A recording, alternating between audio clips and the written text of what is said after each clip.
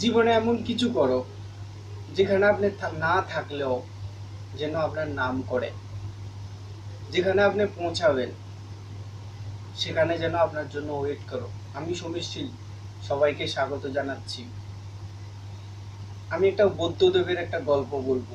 বৌদ্ধদেব একটা ওনার শিষ্য নিয়ে, ওনার যখন শেষ বয়স হতে যাচ্ছে, তখনও উনি প্রত্যেকটা গ্রামে গিয়ে প্রত্যেককে উপদেশ দিত, ভালো কথা বলতো, লাইফে কি করলে ভালো হবে, তোমাদের জন্য কি হবে।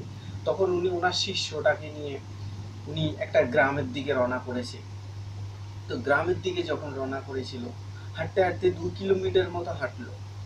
তো 2 কিলোমিটার হাঁটার পরে একটা চাষ করা শ্রমিক কৃষককে দেখতে পেয়ে, তখন উনি জমিনে কাজ করছে, তখন কৃষকটাকে ডেকে বলছে গ্রামটা আর কত দূর। তখন কৃষকটা ওনাকে বলল যে গ্রামটা বেশি না, আর 2 কিলোমিটার হাঁটুন, অনেকটাই তো চলে এসছেন, আর 2 কিলোমিটার হাঁটুন, সামনে পড়বে। তখন কৃষকটা বুদ্ধদেবের দিকে তাকিয়ে হালকা করে একটু হেসে দিল। যখন হেসে দিল, তখন ওই ওনার শিষ্যটা দেখেছে, দেখে উনি বলছে কি ব্যাপার, ওদের দুজনের ভিতরে হাসা হাসা কেন হলো। ওটা মনের ভিতরে চেপে রেখে 2 কিলোমিটার হাঁটলো। 2 কিলোমিটার হাঁটার পরে একটা মাসিমা পড়লো, যে মাথায় বোঝা নিয়ে হাঁটছে।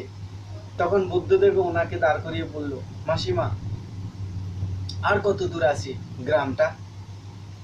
বলছি এই চলেই তো এসছেন, আর 2 কিলোমিটার হাঁটুন, হয়ে যাবে সামনে। তখন মাসিমাটা ওনাকে দেখে একটু হেসে দিয়েছে, বুদ্ধদেবে হেসে দিয়েছে।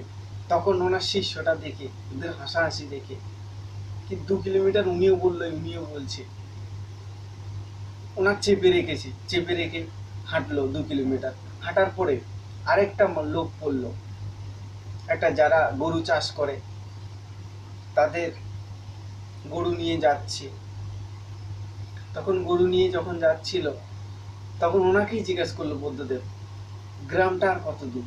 তো উনি বললো অনেকটা চলে এসছেন, আর 2 কিলোমিটার হাঁটুন, হয়ে যাবে। উনিও হেসে দিয়েছে। তখন ওনারা হাঁটতে হাঁটতে, তখন ওনার শিষ্যটা প্রচন্ড রেগে গেছে, 2 কিলোমিটার করে করে অনেক দূর হাঁটলাম, আমি আর পারছি না।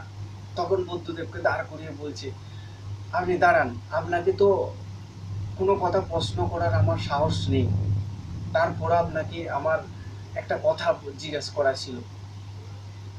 2 কিলোমিটার করে করে তো অনেক হাঁটলাম, আর আমি পারছি না, আমি ক্লান্ত হয়ে গেছি। আর সব থেকে বড় কথা, আপনি প্রথমটাকেও দেখে হাসলেন, দ্বিতীয়টাকেও মাসিমাকেও দেখে হাসলেন, ইনিও হাসলো, কেন হেসেছি। বলে আমি জানি তুমি খুব ক্লান্ত, হাঁটতে হাঁটতে ক্লান্ত হয়ে গেছো, তুমি আর পারছো না হাঁটতে। চলো, কোনো ব্যাপার না, আজকে রাতটা এখানে কাটিয়ে দেবো, সকাল হলে আমরা গ্রামে পৌঁছে যাব। বলে আমার কথার উত্তর দিন আপনি।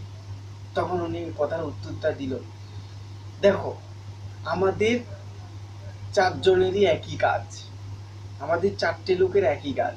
প্রথম লোকটা যিনি বলছিল, উনি বুঝতে পেরেছে যে আমাদের প্রত্যেকের লাইফে আমরা মোটিভেট করার প্রয়োজন। উনি আমাদেরকে মোটিভেট করেছে। ফার্স্টে যিনি আমাদেরকে বলেছিল, উনি যদি বলতো আর 20 কিলোমিটার আছে, আরো 20 কিলোমিটার আছে, তাহলে তুমি হাঁটতে না। আমি ফার্স্টে থেকেও জানতাম যে গ্রামটা যেতে 20 কিলোমিটার এখনো আছে, কেননা এখানে আমি আর অনেকবার এসেছি। তো আমি যদি 20 কিলোমিটার উনি যদি বলতো, তাহলে তুমি হাঁটতে না, আসতে না।